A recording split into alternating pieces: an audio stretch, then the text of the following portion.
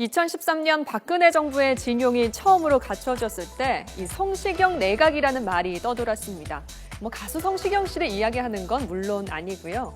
성균관대, 고시, 경기고 출신이 요직을 장악한 데서 나온 말입니다. 이 성균관대가 약진했다는 평가가 많았는데요. 박근혜 정부 성대면대 누가 있는지 살펴보죠. 김기춘 청와대 비서실장의 전임 허태열 비서실장이 성균관대 법학과 출신이고요. 곽상도 전 민정수석도 성대 법대, 또 이남기 전 홍보수석은 성대 신문방송학과 출신입니다. 모철민 전 교육문화수석은 경영학과를 나왔고요. 류민봉 전 국정기획수석은 성대 행정학과 출신이자 성대 교수기도 하죠. 지금까지 자리를 지키고 있는 안종범 경제수석은 성대 경제학과 출신입니다. 그래서 태평성대라는 말까지 나왔는데요. 이 삼성의 열린 채용을 주도하다 공직자가 된 이근면 인사혁신처장이 화학공업과, 또 황교안 법무부 장관이 성균관대 법대 출신으로 아직까지 굳건히 자리를 지키고 있죠. 또 박근혜 정부 출범 이후 2년가량 국정 2인자 역할을 해온 정홍원 총리가 성균관대 법대 출신입니다. 그런데 이 성균관대 행정학과 출신인 이완구 전 새누리당 원내대표가 이 총리 자리에 내정됐죠. 이번 정부 들어 총리 자리는 2차례 연속 성균관대 출신이 차지하게 될 전망입니다. 여기에 신성호 청와대 홍보특보도 성균관대 영어영문학과를 졸업했는데요.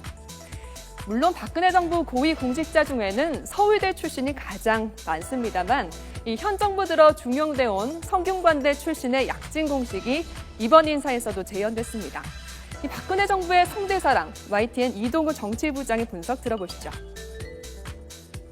글쎄요, 아무래도 이 대통령이 유난히 그 성대 출신들을 선호하는 거는 그 엘리트 의식 이런 거에 대한 어떤 뭐랄까요, 그런 데에 대한 거부감이랄까, 그런 것도 좀 있는 것 같습니다. 되게 이제 그 성대 출신의 그 행시나 아니면 그 사시 출신들을 상당히 많이 좀 기용을 하고 있거든요. 예. 대개 지난번에 이제 성대 같은 경우가 서울대를 시험을 봤다 떨어진 사람들이 후기에 성대를 가서 이제 나중에 이제 행시나 고시 합격한 그런 분들이거든요. 그랬었던 거죠. 지금 이제 아마 이런 분들이 대부분 그럴 것 같습니다. 그 정홍원 총리 같은 경우도 그랬고요. 예. 지금 이완구 지금 총리 내정자도 마찬가지일 테고.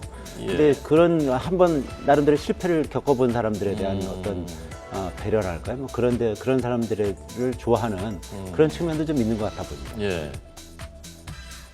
박근혜 정부의 성대맨들은 대학 입시가 전기와 후기로 나뉘어 있을 때 후기인 성대에 입학했던 사람들이라 이 경쟁력 면에서 결코 떨어지지 않는다는 얘기입니다. 이완구 총리 후보자도 지난 2013년 한 언론과의 인터뷰에서 성균관대 약진에 대해 소견을 밝혔는데요. 주식시장으로 얘기한다면 저평가된 주가 이제 제대로 평가를 받는 거 아닌가라고 말하기로 했습니다.